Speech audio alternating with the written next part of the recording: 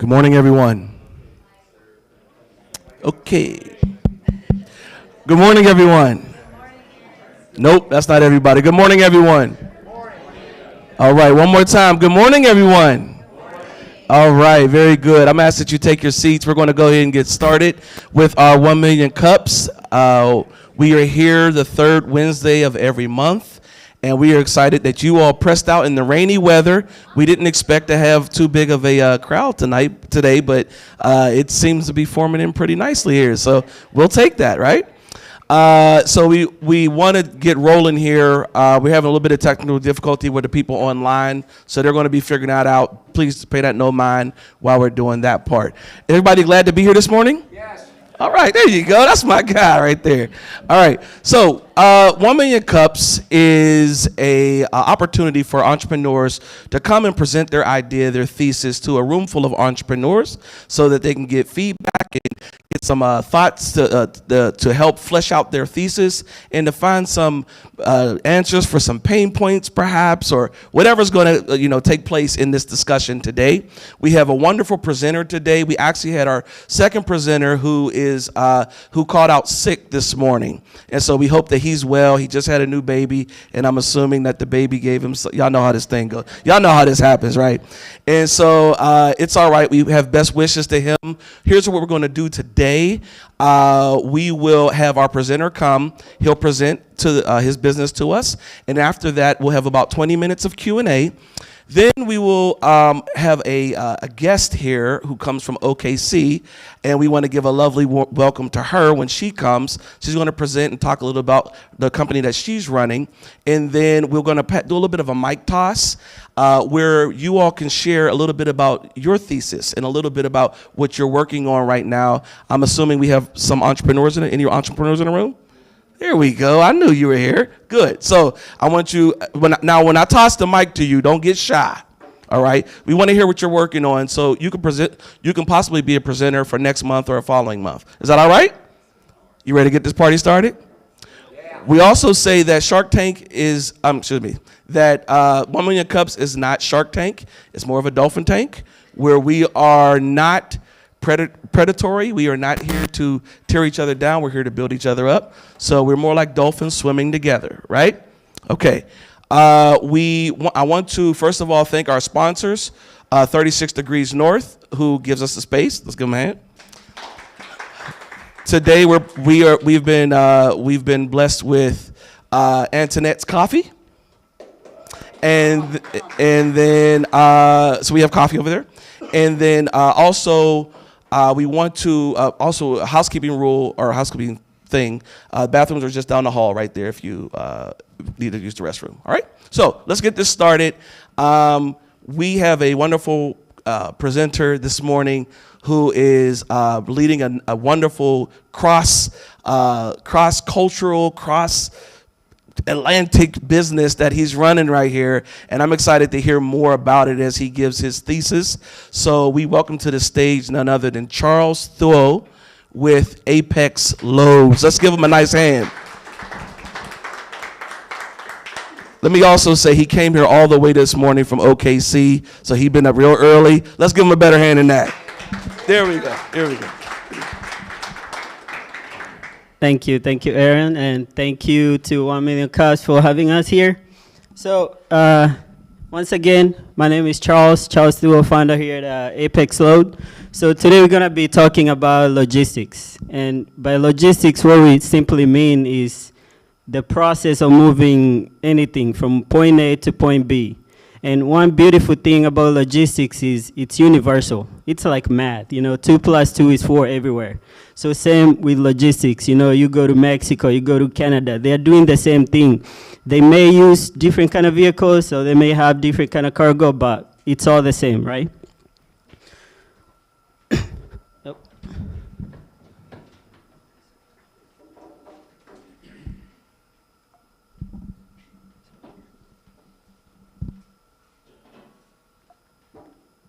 Okay, so Apex Load is an online load board, and just a brief history about the word load board, how it came about. So about 20 years ago, so what people in logistics used to do, so like truckers, they would go park somewhere like at a truck stop where they will link up with brokers. Brokers would have like a board where they will post loads, and then the truckers will go in the morning, and if you see a load that you like, you call the broker. So that's how the word load board came about. But now, after 20 years, it's all being online, right? So our goal, so it's a B2B, so it pretty much connects transporters, freight forwarders, and shippers. So what we're trying to do is, so our main focus is gonna be in Africa, because Africa is still doing what we used to do here 20 years ago. So our main goal, so we're trying to revolutionize and pretty much streamline that process and trying to bring them back to the 21st century. So pretty much, we have our headquarters here in Oklahoma, but we also have some office spaces in Kenya and Uganda. But the key takeaway here is that so logistics has three main groups. The main group is the transporters who have the trucks and they transport for hire. And on the other side, you have the cargo owners. And cargo owners, they could be shippers. They could also be freight brokers or freight forwarder.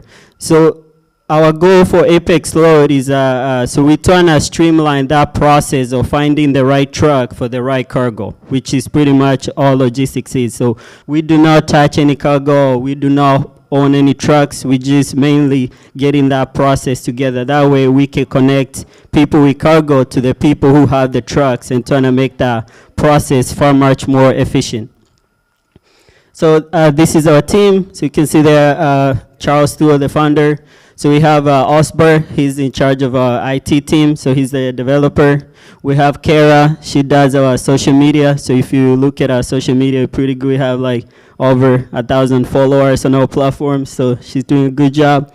So we have Gordon, he's our marketing consultant, mostly in Africa. And Andrew is a current transport manager in Kenya. He manages over 160 trucks, and he's an advisor for the Kenyan market. So logistics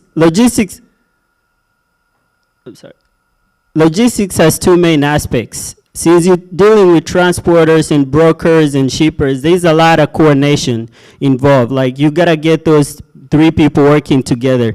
But when there's a breakdown, the process becomes very inefficient because there's delays in deliveries because of poor coordination.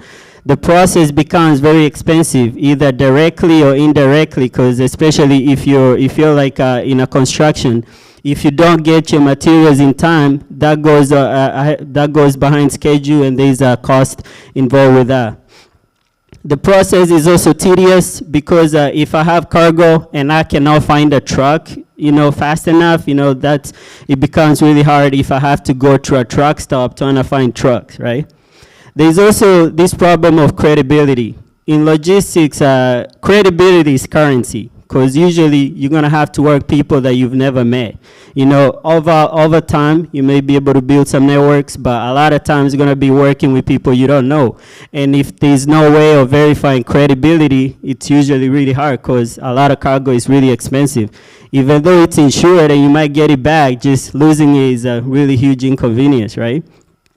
And a lot of things that we're seeing, so there's a lot of foreign giants, people like Borore Logistics, they're based out of France. So they're the guys, since they have a lot of capital and they have better management systems, so they're coming over and almost taking over the whole market in Africa right now. Another universal problem about logistics is the running capital. Logistics is expensive, especially right now. Like look right now, I'm a current carrier here in the US, and I'm currently spending at least $700 for diesel a day for one truck. So a lot of times whenever you deliver a load, those invoices don't get paid for maybe like 45 to until 120 days, right? So if you do not have a lot of capital, you're gonna run out of money before you get paid. For instance, if you have a company that has maybe 5 to 10 trucks, when you add up those costs, diesel, maintenance, paying your drivers, like pack passes, all that cost adds up. even also your office expenses, right? So it adds up, and this is one of the leading cost of failures for a lot of small companies. Like if I was an owner operator when I got started, so I remember the first year I was like 40,000 in credit cards because I didn't know how expensive it was, and you have to wait you have to wait like 30 days to get paid, and but since you're already in it, you try and do whatever you can, right? So that's one of the big problem, and this is also one of the reason why, you know, like companies, small companies in Africa are more hesitant to join the industry because it's so expensive.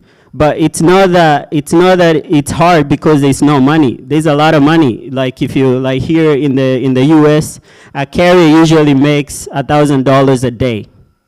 So the money is there, but if you don't have the capital to wait out until you get your checks, you're not gonna make it. So this is how we're gonna do it. So the first thing, so we created a platform. So right now we do have a website and the two apps. We have an Android app and an iOS app. The first thing that we're gonna do is get these guys to work together, and we call them, I refer to them as logisticians. So pretty much referring to people in logistics. You know, it could be a transporter, it could be a broker or a shipper. So the first thing that we're gonna do is trying to get them to work together. That way we can make the freight truck matching process far more simpler. Like guys, you know, they don't have to go waste a whole day parked at a truck stop waiting for a broker.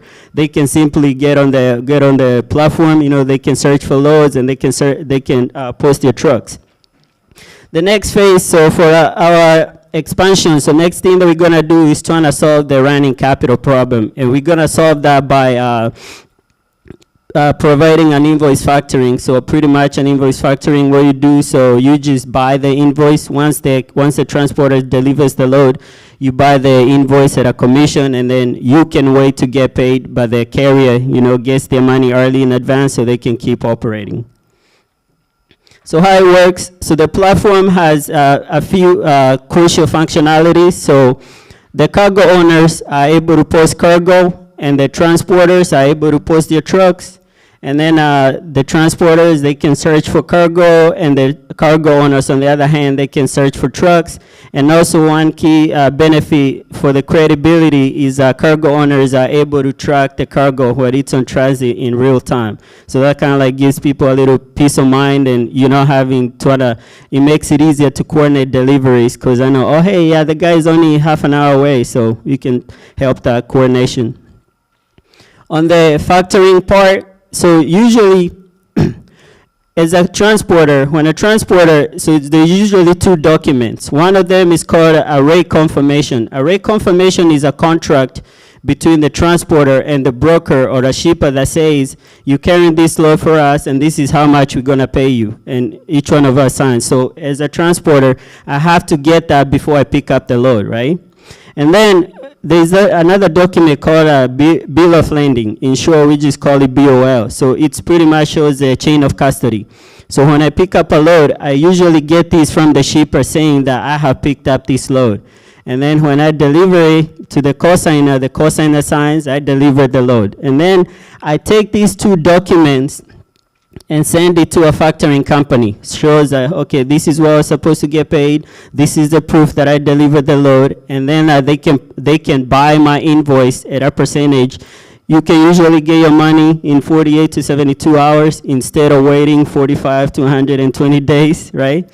And at a percentage. So the percentage usually depends on the volume. The more invoices you have, the less percentage you have to pay. Like for instance, right now, I only have to pay like 2%. So with that, it helps me in my accounting because I don't even send invoices anymore. I just, you know, for 2%, I can just send the Raycon and BOL, and I get my money in 48 hours, right? So what this one does, so it helps small carriers, people who don't have a lot of budget. It helps them to stay operational because they're able to maintain their trucks, they're able to pay their diesel, they're able to pay their drivers, and it's also gonna help new entrepreneurs to join the industry. Like I say, the money is there. It's just a running capital issue. So long as you can figure that out, then it's a really profitable industry. So on the market opportunity, so in Africa right now, so Africa is a continent, and so it's usually in region. It's usually divided in region. Like, it's really hard. You're not gonna find somebody shipping something from South Africa going to Nigeria. So usually divided in regions. So you have West Africa, you have North Africa, you have East Africa, and South Africa, right? So how we segmented our market based on those regions. And those regions is because the countries that are in that region, they already have trade agreements and they work together. So if you're looking at the whole of Africa, we're mostly interested, we're subscription based. So we're mostly interested with the number of users, right? So here if you look at our little legend here, so the logisticians, pretty much mean transporters, brokers, and all that. And for the X, so you have one side, which is the transporters, and for the Y, you have the shippers and all that kind of stuff. So looking at the numbers, so these numbers, FYI, they're really conservative. And one of the reasons why is data like this, it's really hard to come by in Africa. It's not like these guys are not there, but there's nobody collecting that data. Like if he was here in Oklahoma, I can simply go to Google and figure out how many carriers are there in Oklahoma, and it'll give me a number, right? But try doing that with any country in Africa, you're not gonna get that. So a lot of this stuff, you have to go to offices, to the, like KRA. KRA is the equivalent for IRS in Kenya. So you have to go to guys like those, the licensing company, trying to get this data. But one thing about the market in Africa in general, it's really fragmented. So for the US here, you can have a company like JB Hunt that has like 20,000 trucks and they operate in like 28 states. You're not gonna have that in Africa. So instead of one company that has 20,000 trucks, you're gonna have 1,000 companies with like 10 or 20 trucks, which is good for us because we're looking for users, right? So that's kind of like a little breakdown there. So on the competitor side, so currently our biggest competitor is the status quo. Like you're saying, these guys are still doing what we used to do here 20 years ago.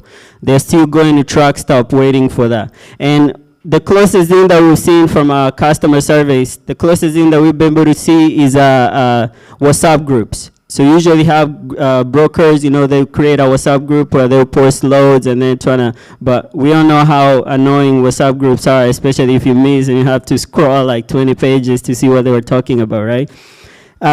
Some indirect customers that we have, they're pretty much brokers. So the only reason why we consider them indirect competitors is because they're going after shippers, but we can let them have them and just sign them up as users themselves. So why 1MC? So the reason why we're here today is trying to make friends, because we need a lot. We need all the help we can get. Logistics is pretty simple, but we do need a lot of resources, and pretty new at the startup thing. So trying to get as much help as I can get. And that's it for my presentation. So.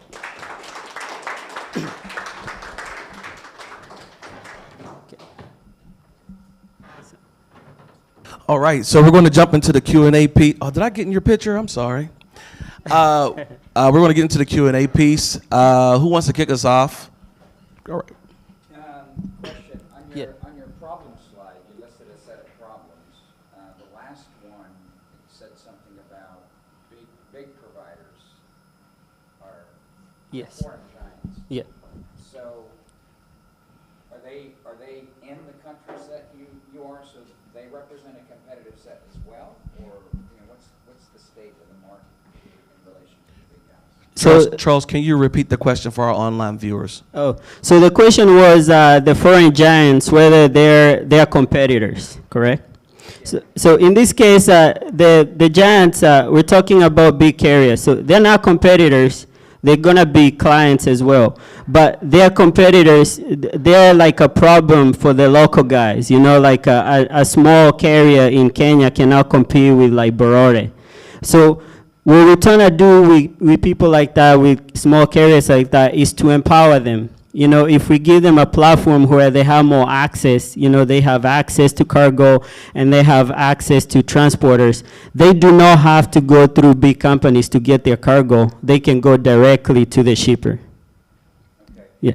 All right. And then I Yes. Is this condition or problem specific to these African countries that you're talking about? And how does that map to here, maybe developing U.S. business? You know, is your strategy to kind of build it there and bring it over here, Right. or what? How does that? So How does that? do I need to repeat Yes, that as well? yes. Okay. So the condition exists everywhere, right? So what we're seeing here is where you would have seen in the U.S. like 20 years ago, right? So for the most part, we're not trying to reinvent the wheel. We're trying to transfer the solution, the proven industry solutions that we do have here in the U.S. and trying to introduce them in Africa, right? But nothing. We still have a market here in the U.S. For instance, last mile deliveries. You know, since the pandemic, you know, that became a really huge thing because right now even Walmart does deliveries, right? But the current load boards right now existing, they're only for semis. So there's no load boards that cover Sprinter vans, you know, box trucks. So that's also going to be our market here in the U.S. But right now, due to resources, you just kind of focus on the low-hanging fruit right now. Yeah. In the back? Yeah, actually I have two questions. Yes. One is, where are you making your money? Are you charging a subscription eventually, or are you making it on factoring the invoices? And then secondly, you mentioned a couple of times about how there's a lack of information or data in Africa, and it seems like you're positioned where you could gather a lot of that data. Is that a source that you can sell out to shippers or to somebody else in the industry to create a cash flow? Okay. So the question was about how we're going to make money and how we can be able to sell the data that we're going to collect, right? So Apex Load is going to be subscription based. So one reason, since we're focusing on a process, right? We're not brokering any cargo, or we do not have any trucks, right? So we're focusing on that process of finding the right truck for the right cargo, right? So what we do, the cargo owners, so they're gonna subscribe and they can post as many loads as they want, right? And transporters, on the other hand, they can also subscribe and they can search as much cargo. So think of Uber, but better. Because Uber, the more you work, the more money Uber makes too, right? But for us, your utility of the platform doesn't really affect the cost. Like it's flat, right? So on the data, on the other hand, so one thing about us collecting the data is that the same problem that we're trying to solve is working in our favor right now, right? Because the customers, we know where to find them. You know, you just go to a truck stop and you can find them, right? So yeah, we may find some use about the data, but we don't have a strategy right now for that. Does that answer your question? Yeah. Any other questions? Mitch? Yes. Good job, Charles, in the presentation. Mhm. I wanted to get your thoughts on what you're going to do for like the chicken and the egg problem. You know, you're building a marketplace, Right. brokers. How are you going to bring them together? Okay, good question, Mitch. So Mitch, so Apex Law, we do have the problem, the chicken and the egg problem. You know, think of guys like Airbnb, Uber, Amazon, and all that kind of stuff, right? So right now, as part of the strategy on that, so Apex Load is gonna be free until the end of this year. And the reason why we made it free is because right now, if you're a cargo owner, so if you post your cargo on Apex Load right now, I cannot guarantee you're gonna find a transporter, right? So right now, we gotta sign up as many people as we can. But our strategy to solve the chicken and the egg problem, we're gonna do the Airbnb thing. So we're gonna go, so the first thing that we're trying to identify a niche, and the most important part for us to work is that we gotta have cargo owners. If you have cargo on the load board, the transporters are automatically gonna follow. So one way how we're gonna do this, so we're approaching brokers and we're gonna start just posting the loads for them. And say, hey, you got this cargo and you're looking for trucks, so we'll post them on our platform and we'll help you get transporters. And as soon as we get that traffic going, I think spreading is gonna be far much easier because they all wanna meet. We just wanna make it a little more efficient. Yeah. Any other questions? Also follow, Yes. have you identified maybe like key routes in your focus region to maybe start? Okay. So the question was if we've identified some key routes. So if we go to our market opportunity, so this where we're gonna start the logisticians in Kenya, Uganda, and Tanzania. So that forms the pretty much East Africa. So if you look at Uganda, Uganda is landlocked. They do have a lot of exports, but they're landlocked. So or whenever they receive their goods, they're either gonna go through Kenya, through the port of Mombasa, it's one of the biggest in Uganda, or they're gonna go through Dar es Salaam in Tanzania. So our key starting point, kind of like how Uber started with the black car service. So we're gonna start with the long haulers. You know, people that go from Mombasa to Kampala. Cause right now, a lot of those guys have to go back empty cause they don't know any brokers in Uganda and they cannot find a backhaul. So those are the guys that are feeling the most pain. So if we can, so our goal is to catch those drivers like the Kenyan drivers and the Tanzania drivers. We're gonna catch them in Uganda while they're trying to go back. So if we can get that, and since Uganda, it has a lot of export, coffee, sugar, you know, fish, byproducts, you know, also a lot of milk. They do ship a lot of milk. So we're gonna capture these brokers and trying to say, hey, we do have trucks that are already going where you're going. You know, we're just gonna introduce you to them. And credibility thing. So these long haulers, they have to go through the border. So, and to go through the border, you know, you gotta make sure, you gotta have your licenses, you gotta have your insurance. So they're gonna be the most credible, and that's kind of like how we're gonna target them for the entry point. All right, here we go. Got one here in the back and then one here. Go ahead. I'm curious, so super sharp presentation. Yeah. I can see the opportunity. Why is this the problem you've decided to dedicate your life to? Good question. So, another question is why this is important to us. So, if you cannot tell from my accent, I'm African. So, I was born and raised in Kenya. Came here to the United States for school. So I did engineering at OSU. I signed up in the So I enlisted in the U.S. Army. That's how I got my citizenship, and did 1 tour in Afghanistan. Went back to school. Went to OU. Somebody from OU? Yeah. Did aerospace engineering at OU. Went to the industry. I worked for Textron. I also worked from Boeing. It's my coworker from Boeing back there. So, but back in 2020, I transitioned into logistics. And the reason why, you know, a lot of people, especially my parents, they were going crazy. You know, why would you go drive a truck, right? Because, but so from there, so just joining, I started logistics as a side hustle, you know, trying to make some extra money because I was not a traditional student. But I saw the potential, like, hey, the money I was making in 2 weeks as an engineer, I can do that in 3 days, right? So why would I work 2 weeks? But from there, so I do have a lot of family and friends who are also in logistics back home. So we compare notes to say, hey, how are you guys doing this? And when you hear how they run things, it's almost comical. I'm like, really? Like, there's definitely a better way of doing this. And that's what we're pretty much trying to do, like trying to empower these guys, you know, because like I said, logistics is the same everywhere. So if we can get them to where we are, we can cut their development process from 20 years to maybe like 5. Oh, sorry. Nice. Right here. Yeah. Yeah, a couple questions. So, and you kind of addressed one of them.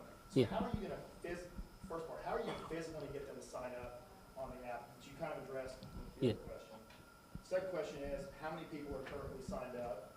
And 3, what is the cost either annually or monthly for the subscription? Good question. So is how we gonna find the users, how we gonna sign them up, and Physically sign up on the app. gotcha. So like I mentioned earlier, so the status quo, right? So the status quo right now is that like these guys are usually just go park at a truck stop, right? So the very same problem that we're trying to solve, we're gonna use it to an advantage. Like we know, like if I need to go talk to transporters, I just gotta go to a truck stop. Half of them are just sitting there waiting for their load. So what we're trying to do is do mass sign up. So we go to a truck stop, like we know, like especially when we were doing our customer surveys, like you can go to a truck stop and you can talk to like 50 drivers easy. So that's how we're gonna sign them up, because the process is really simple. You know, your email, your phone number, you can sign up in less than a minute.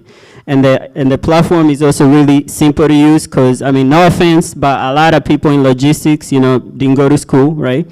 So a lot of it, so we're trying to make it as simple as, if you can use Facebook, you can use Apex Load. You know, you just sign them up. So right now, currently, we have around 130 signups right now, but a lot of that is we zero marketing, just through social media, you know, social media advertising, you know, spreading the word and all that kind of stuff. But the key thing, the advantage is that we're not introducing a new way of doing logistics. You know, they've been doing this and they're already trying to link up. We're just helping them out. So, yeah. He's asked for about pricing. Oh, pricing. So pricing right now, from there, you can see for the transporters, they're only gonna pay $5 a month. It's like price of cup of coffee.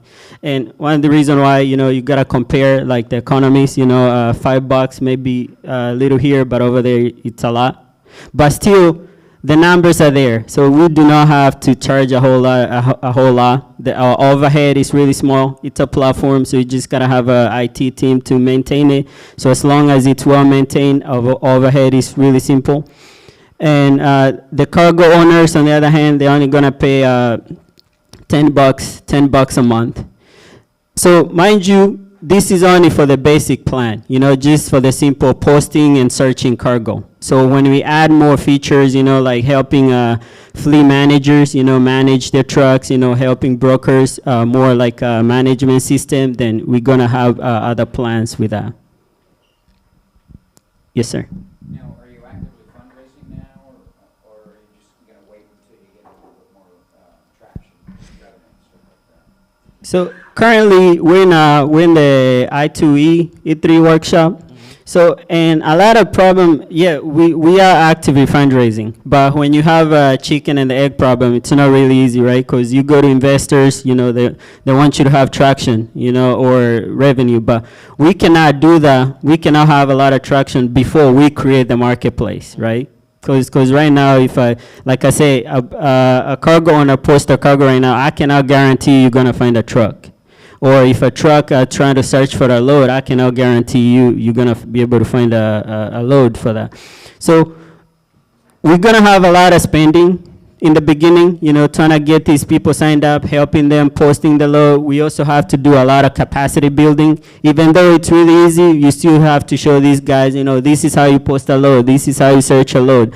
So all that, we're not ideal for an investor because we don't have the traction, or we also don't have the revenue, so that's pretty tricky, but we're working around that. Do you know the Savannah Fund in Africa? The Savannah Fund?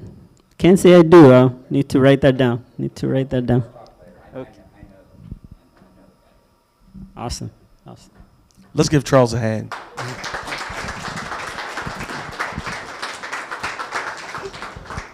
So that was pretty cool, huh? Yeah. Told you I had some good stuff for you. Now we have feel free to get some coffee.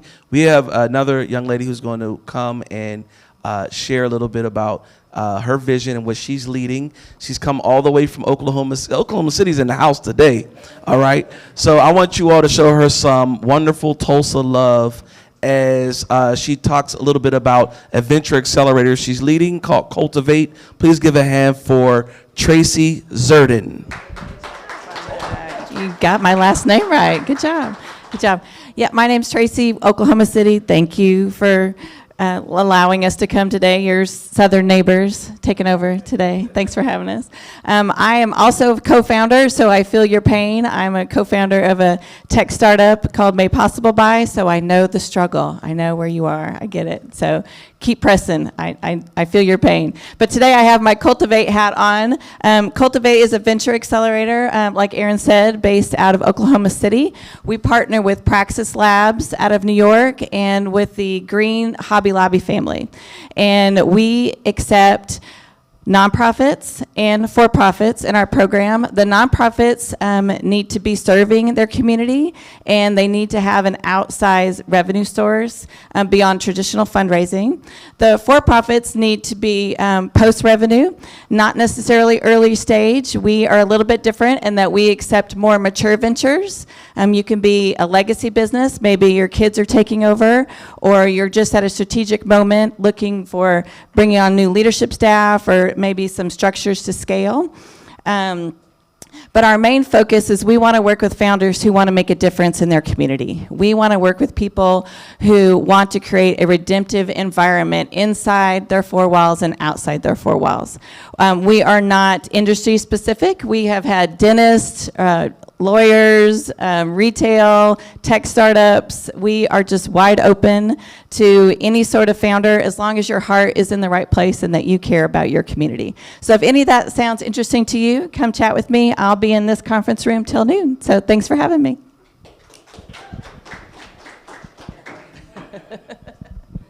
Can you step on stage so that the people on camera can see you? No, you're good. Do we have any questions for Tracy? One, and Tracy, how do they follow you? How do they find you? Yeah. So my last name is Zerdin. It's Zserdin. I am literally the only Tracy Zerdin on the planet that I'm aware of. So I'm pretty easy to find. Yeah, but it's pretty original. We Cultivate Accelerator. We're all on social media. I'm pretty simple to find. Yeah. I think I missed the value proposition. You work with founders, you have an accelerator, but what are the founders looking to get out of joining yours? Yeah, exactly. We do everything that a traditional accelerator program does. We're going to help you with value prop, with structure, connecting you with VC funding, whatever you want. But like our main focus is creating that redemptive culture. So we want to work with founders who want to make a difference in their community.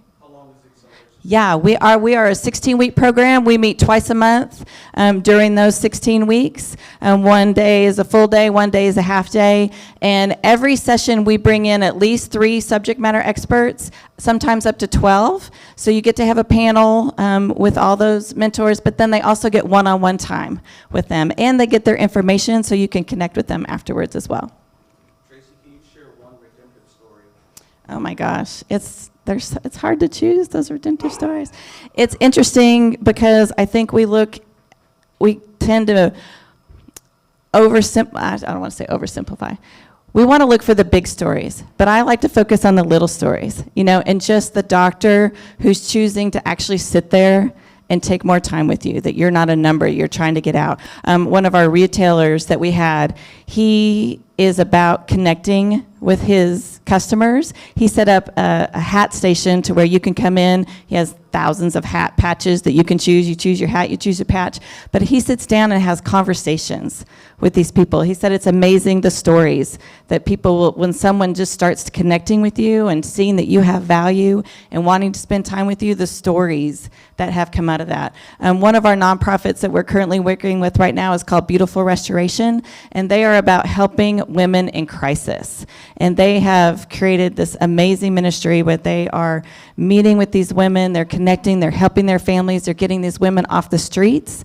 They were just cleared to create some small tiny homes on their property, as well as a coffee shop. They bought the former governor's mansion in Edmond, and they've completely refurbished it, and now it's a event venue that they can use as an outsized revenue source. But their heart is just to connect with these women, to get them off the street, out of the sex industry or the drug habits, to help their kids to have a safe place to live, that they have their own place, right? I mean, nothing against group homes. Sometimes you have to go to group homes, but to create their own little space that they can heal and have a job, that they can start saving money to get back on their own. So there's so many stories. I don't know. I hope that helps.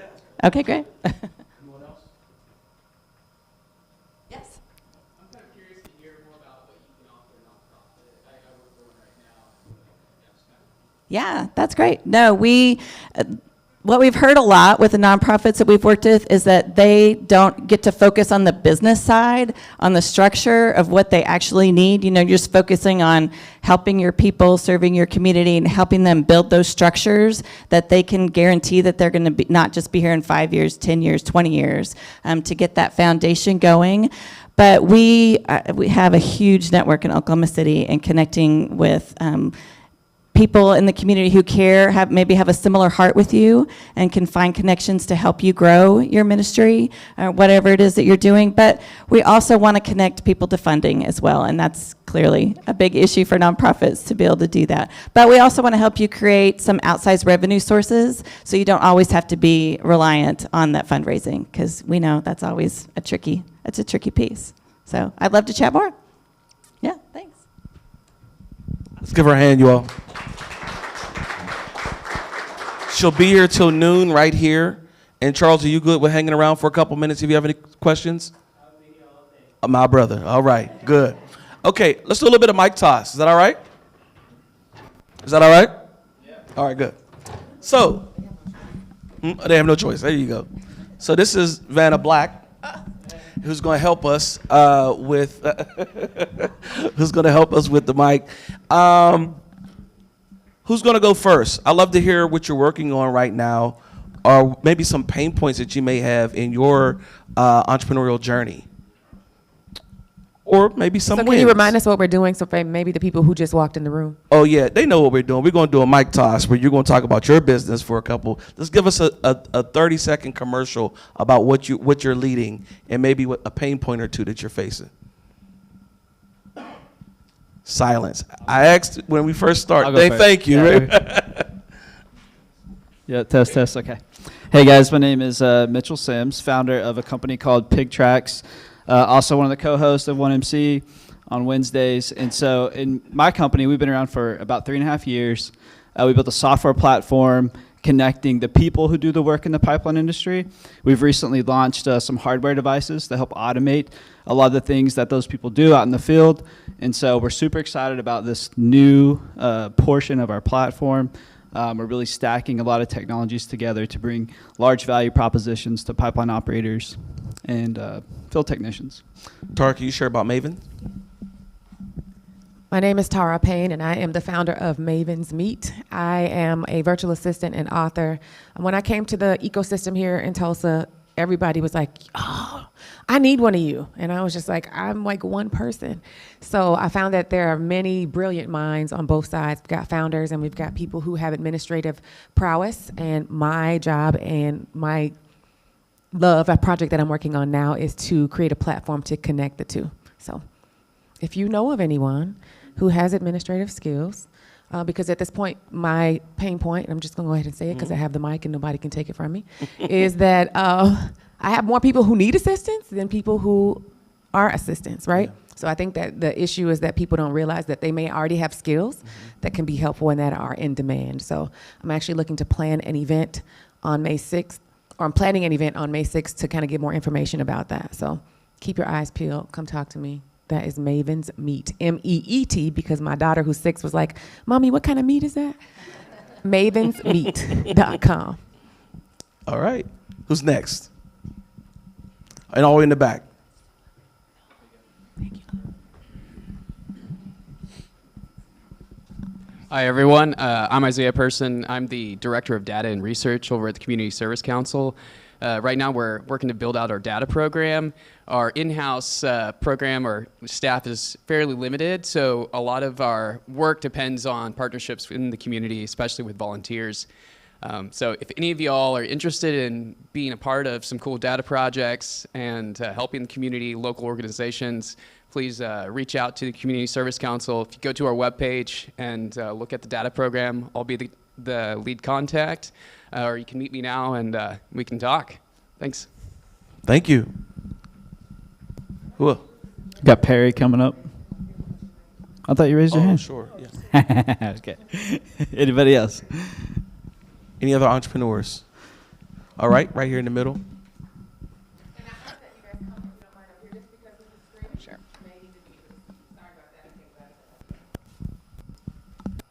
Hey guys, my name is Kate Sullivan. I'm a patent and trademark attorney by trade, but I seem to get sucked into all sorts of exciting things that are going on in Tulsa and ideas that I have. One of the things that got going right now is I'm involved with the Tulsa Polo Club. It's horse polo.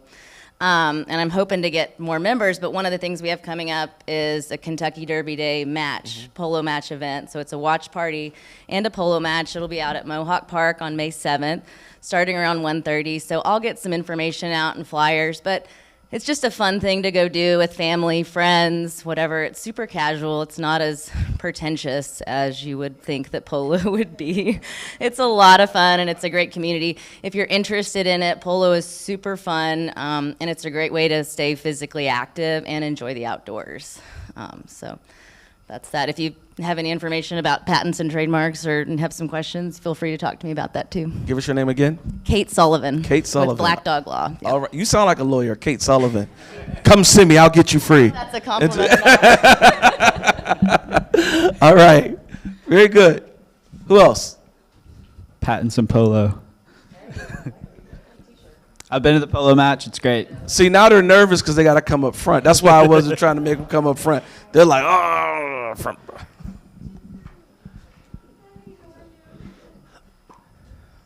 Thank you. So Hello. Kate Sullivan is actually my attorney. I figured, yeah. So she helped me file my LLC, and it's weird for me to say I'm an entrepreneur, but I just launched. Thank you. I just launched a website last week to offer translation services in our community from Spanish to English, English to Spanish, and French to English. Watch out. So I work at the mayor's office right now in the communications department. That's my full-time job, but I'm passionate about languages. I love to travel. I love to help our community, and I saw a big need during the pandemic with nonprofit organizations who have clients who are helping people in our community who don't understand. So I am here to bridge that gap. So you can follow me at puentepro.com. What is your name and what is the name of your business? My name is Giselle Puente, and my business name is Puente Pro. My last name means bridge in Spanish. Puente. Wow. Yes. Interpretation. Sure. Translation is written documents. Interpretation is oral. Right now, I am not offering interpretation because I don't have the time with my full-time job. I will add it later. Right now, I'm just volunteering with interpretation around the community. But translation documents, I do have the time for that. So. Any other questions for her? All right, let's give her a hand. Thank you. Thank you. We have time for a couple more entrepreneurs. It's not that bad, you all. You can do it.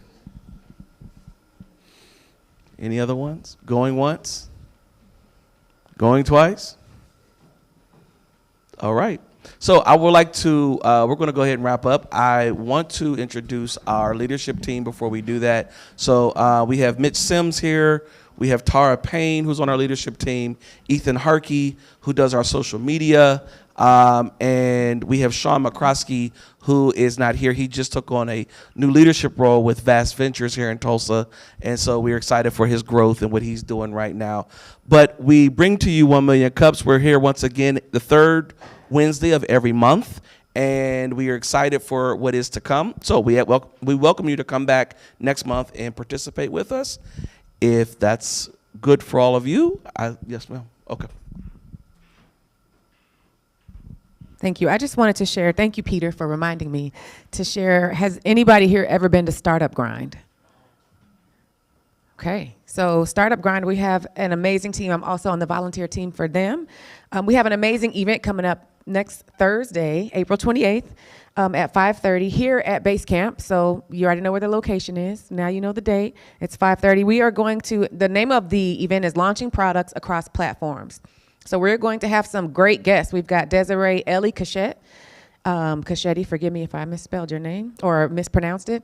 We've got Jenna Quindica, maybe Kindika, and Points. So if you would go to startupgrind.com/Tulsa, you can find out more about that. Let me see. So it's going to be an informative night with experienced entrepreneurs for their insights on launching products across multiple platforms. So if you're launching products across multiple platforms or curious about it, you don't want to miss this. So you'll get to learn tips for getting apps, songs, and startups to spread across verticals. And that is Startup Grind, 5:30, the 28th. Thanks. All right, y'all have a good day.